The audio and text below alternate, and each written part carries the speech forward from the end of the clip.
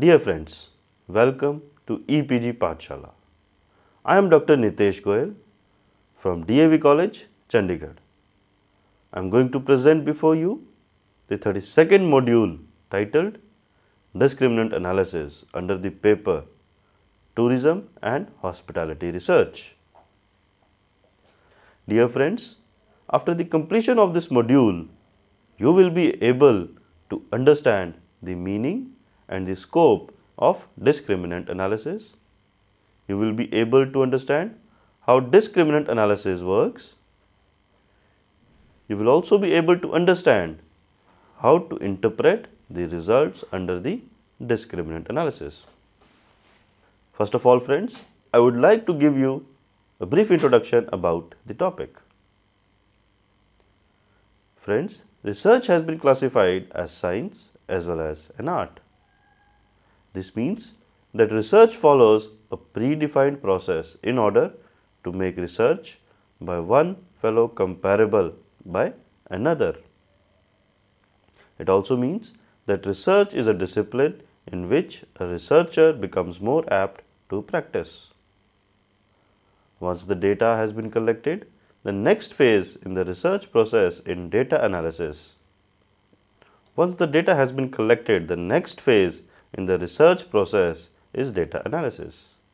Data analysis is the process by which sense is made out of the data gathered.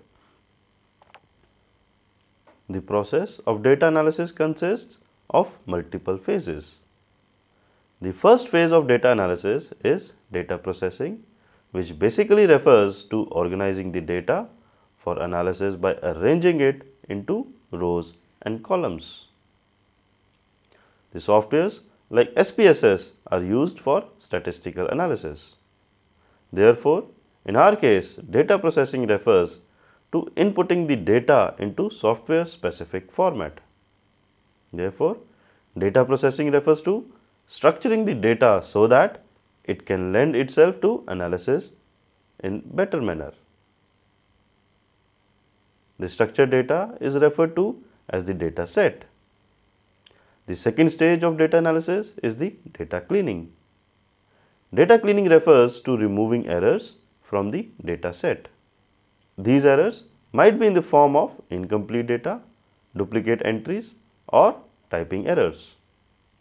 In the simplest of forms, data cleaning refers to identify the inaccuracies in the data and removing them. The third stage of data analysis is exploratory data analysis. Exploratory data analysis refers to the process of generating means and median for the data in order to understand the basic nature of the data. This is done in order to identify the messages hidden in the data and to develop an insight into what form of detailed analysis can be undertaken on the data. The next phase of data analysis is developing and applying models for testing the hypothesis. Algorithms like correlation, ANOVA, factor analysis, cluster analysis, discriminant analysis, etc. are applied to find the relationships amongst the variables and also to test the nature of this relationship. Data analysis techniques are divided into three broad categories, that is the univariate analysis, the bivariate analysis and the multivariate analysis. Univariate analysis refers to an analysis where there is only one variable in the study. The common techniques used in this analysis are mean, median, mode and standard deviation and alike. The bivariate analysis is an analysis where there are two variables involved in the study. The common techniques used in this analysis are correlation, bivariate regression, t-test, ANOVA, etc. The multivariate analysis is an analysis where more than two variables are involved in the study. The common techniques used for this analysis are multivariate regression, the discriminant analysis, the logistic regression, ANOVA, the factor analysis, cluster analysis, etc.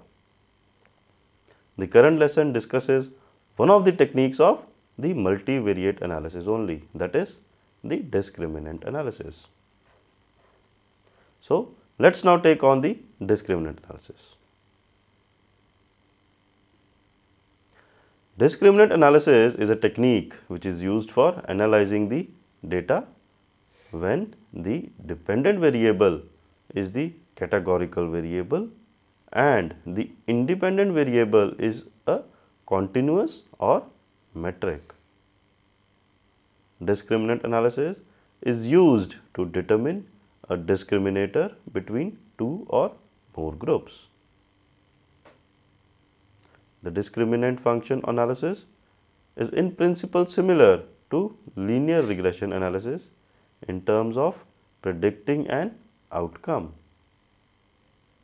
However, it must be noted that a linear regression and discriminant analysis are different from each other, in the sense that linear regression analysis requires both the dependent and the independent variables to be on interval scale, and dependent variable is plotted on y-axis, so that the combination of the predictors are able to produce the estimated mean population.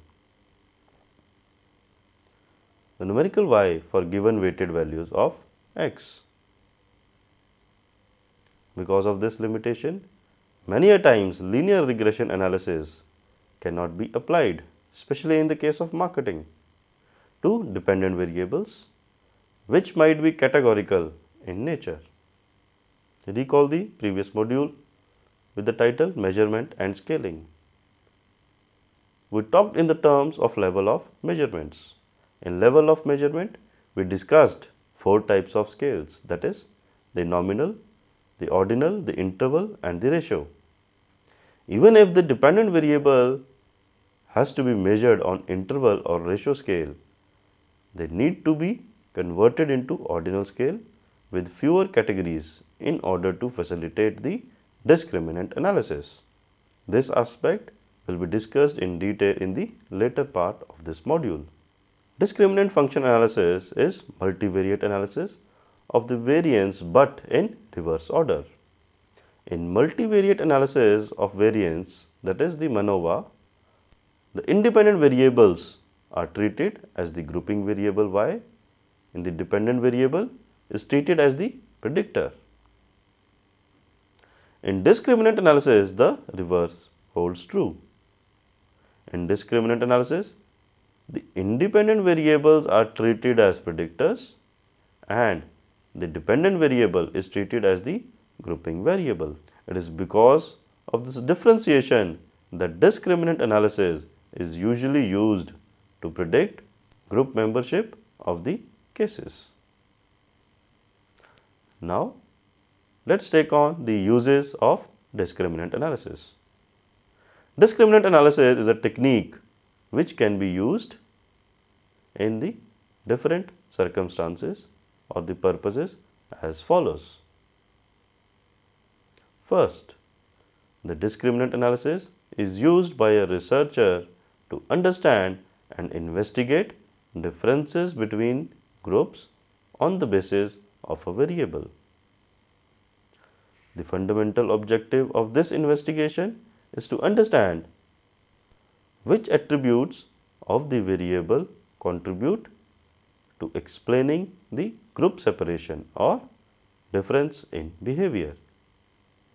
It is not that this technique, that canonical discrimination function, can be used to identify which variables and attributes contribute to group separation or act as the discriminator.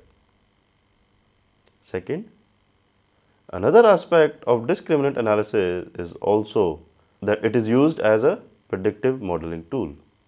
In predictive modeling, discriminant analysis tries to assign the case to a group based on the discriminant function. For example, Credit rating is a resultant of predictive discriminant modeling.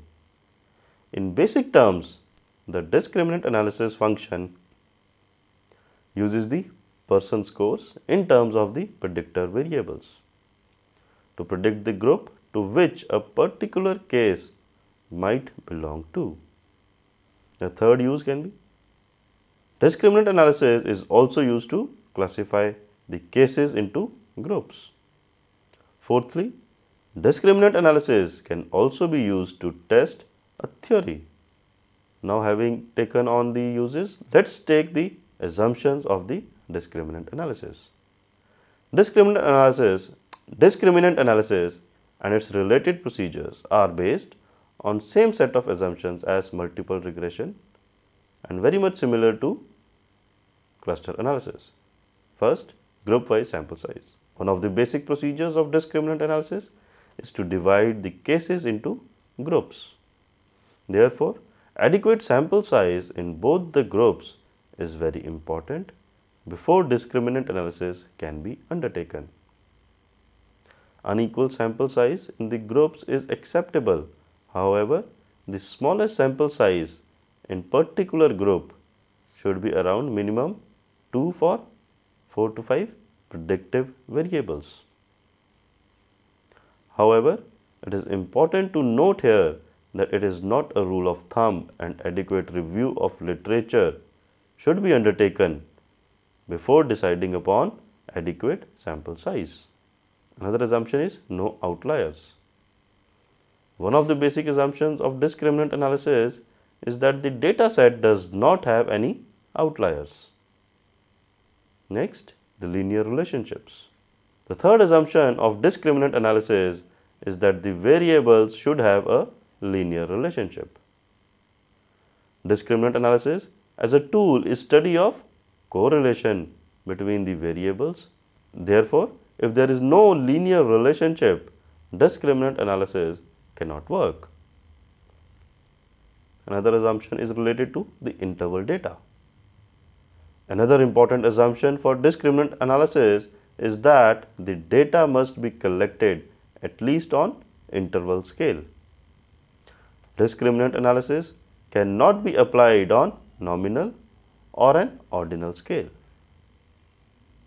Another assumption, lack of high multicollinearity. It is important that in discriminant analysis, the data set does not exhibit any multicollinearity. Multicollinearity refers to the tendency of a variable to be significantly correlated with multiple variables under study. Another assumption pertains to normality for purposes of significance testing. As discussed above, factor analysis is one of the parametric techniques of analysis. Therefore, the assumption of normality is important for discriminant analysis as well. Now, we take on the process of discriminant analysis. The steps involved in discriminant analysis consists of 5 basic steps, that is, formulation of the problem, estimation, determination of significance, interpretation, and validation of the results. It is important to note here that validity of discriminant analysis is an important step. However, there are certain cases with exceptions for following the steps have been seen. The first, formulate the problem. The first step in discriminant analysis is identifying the objectives of discriminant analysis. It is very important for a researcher to understand why they want to undertake discriminant analysis. It does this understanding of why, which will determine the grouping variable. A wrong grouping variable can greatly influence the discriminant analysis. In many cases, the grouping number is determined from cluster analysis. It is also important that the grouping variable should be categorical in nature. The researcher should understand that the grouping variable should categorize the cases into distinct groups with as minimum overlapping as possible. Higher is the overlapping, less accurate would be the results of the discriminant analysis. Therefore, a researcher needs to make sure that whatever variable has been chosen to group the variables should have a limited number of categories, that is, fewer the better, and the categories should be mutually exclusive on independent variables. Second, estimate the discriminant function coefficients. Once a researcher has formulated the problem and identified the grouping variable, the next step to discriminant analysis is estimating the discriminant function coefficient. There are two broad approaches to this particular step. First, the direct method. In this particular method, all the independent variables are included simultaneously in order to generate the discriminant function coefficient. The B, stepwise discriminant analysis. In this particular method, the predictor variables are entered into the discriminant function coefficient calculations one by one and not collectively. Third, determining the significance of the discriminant function. The number of discriminant functions is n minus 1, where n is equal to number of groups in the grouping variable. Therefore, if the grouping variable is gender and has two groups, that is, one being males and two being females, then the number of functions generated would be 2 minus 1, that is 1. However, before interpreting the function, it is very important to determine the significant value of the discriminant function. It is not beneficial or meaningful to interpret the analysis if the discriminant function is insignificant. In the software of SPSS, this is determined with the help of Wilks. Now, recall that if the significance value is less than 0.05, accept the alternate hypothesis, and the reverse, we accept the null hypothesis. In case of Wilks, the null hypothesis is that the means of all discriminant function in all groups are equal. The fourth point, interpret the results.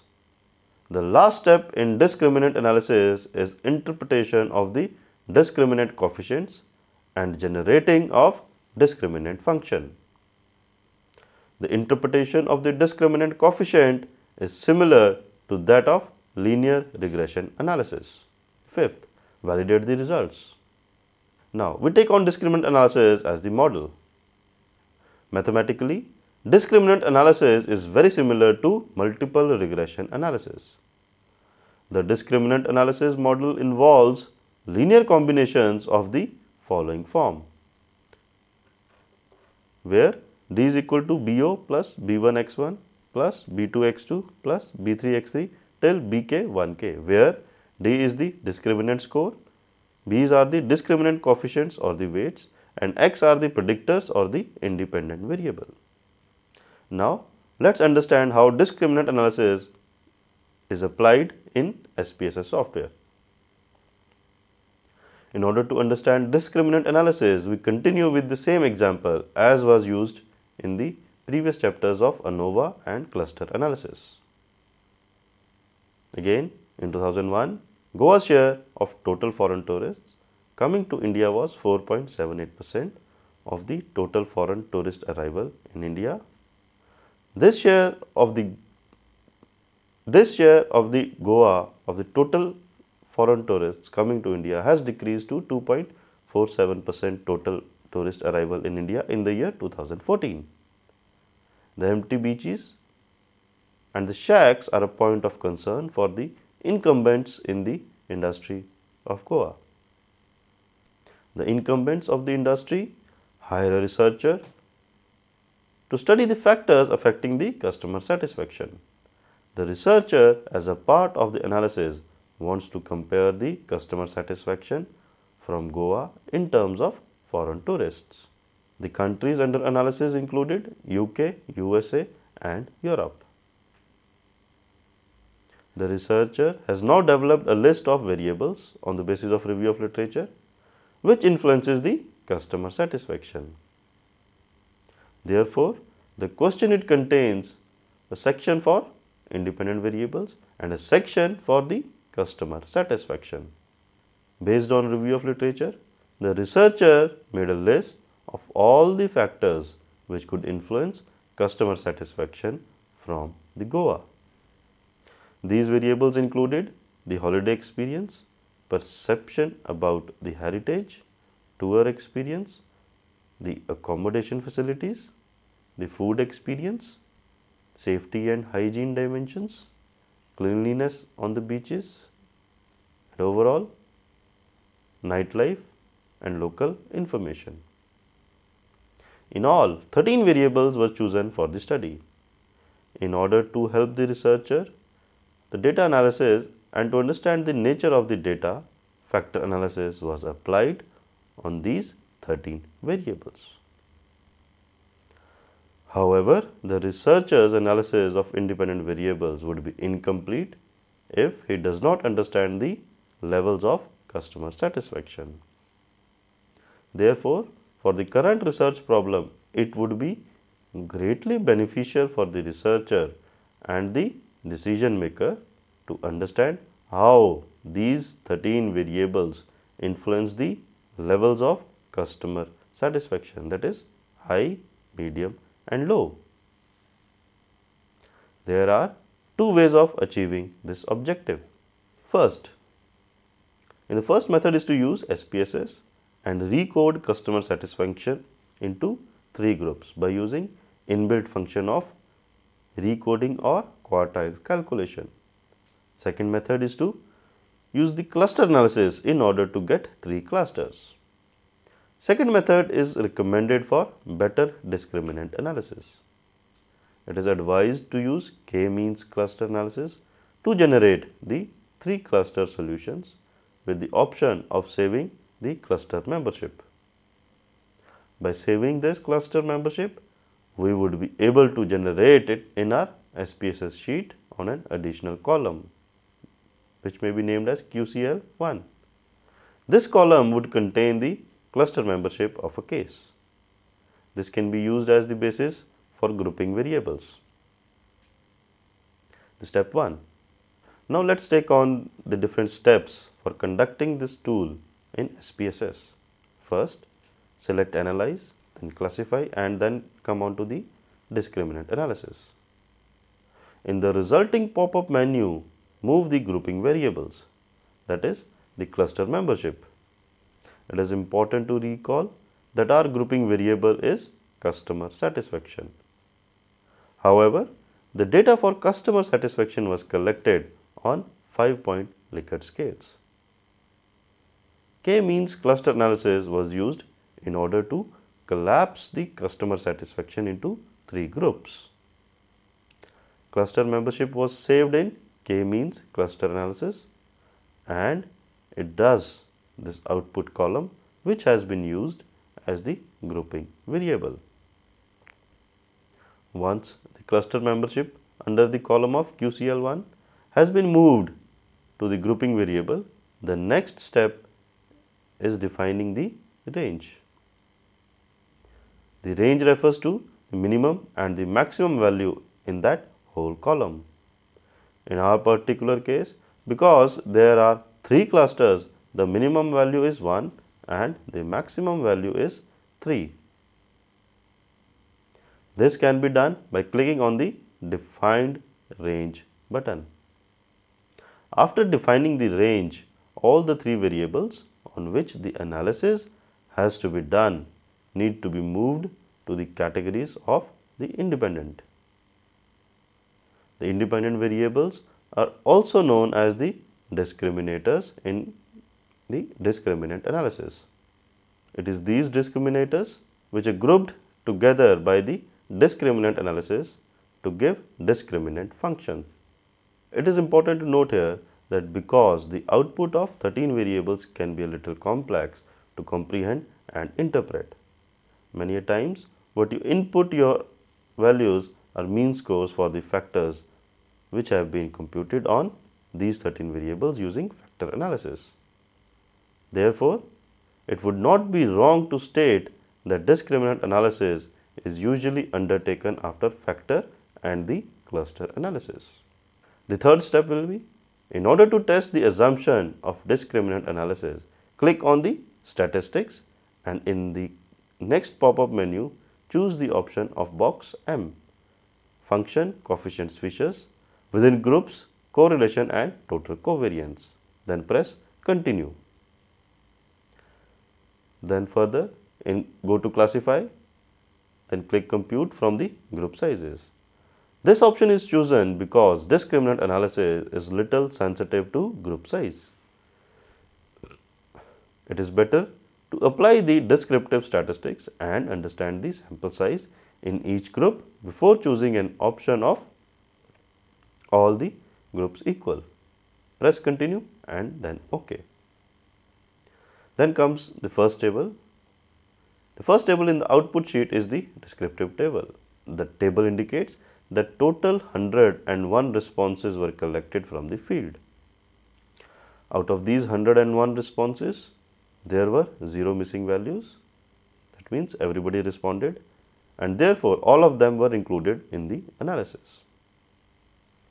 Next, skipping the second output table, which is simply the group statistics and can easily be avoided. The table indicates the total number of cases in each of the groups.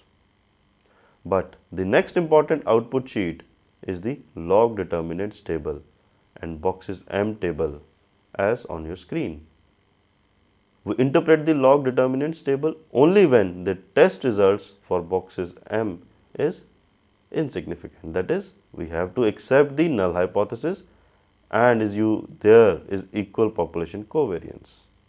The p-value is accepting the null hypothesis and therefore, the data set is adequate for discriminant analysis.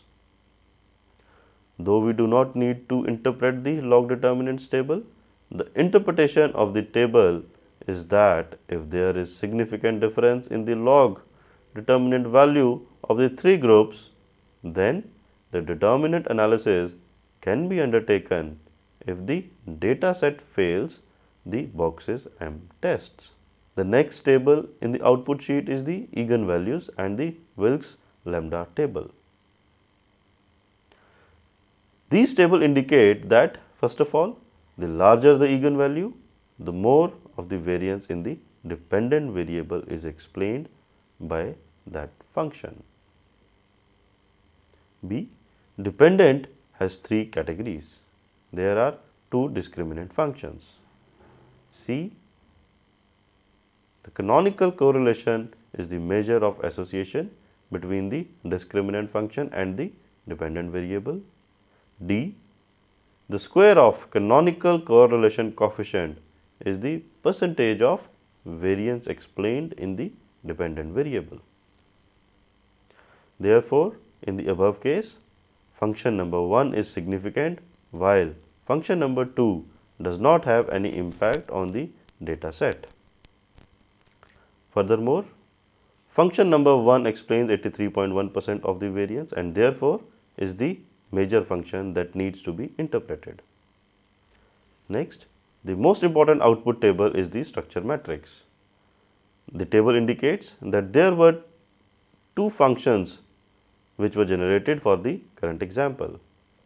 7 items loading on function number 1 while 6 items loaded on function number 2. Therefore, as per the analysis, the function 1 which consists of nightlife, food, heritage, beach, information, tour and accommodation facilities are important variables which act as discriminators across the three groups of customer satisfaction. Next, the functions at the group centroids table indicates that for the group number 1, the value for first function was positive, while for the group number 2 in 3, the value for function number 1 was negative. It is important to note here that 1 is equal to customer with high satisfaction, 2 is equal to medium satisfaction and 3 is equal to low satisfaction. Therefore, As the presence of the variable and function number 1 increased, the customer satisfaction level also increased. Also, notice that accommodation variable has loaded negatively on the first function, therefore indicating that foreign tourists are not that influenced by the accommodation variable, but rather by the rest of the 6 variables in this particular function. Therefore, discriminant analysis helps in identifying the discriminators across the groups. Friends, let us now summarize the discriminant analysis. The discriminant function analysis is one of the most useful and used tools in the marketing research. It is useful for analyzing the data when the dependent variable is categorical and independent variable is an interval scale. Conducting discriminant analysis is a 5-step procedure which has been discussed in this particular module. These steps are formulation of the problem, estimation of the discriminant function coefficients, determination of the significance of discriminant functions, and interpretation and validation of the results. Thank you.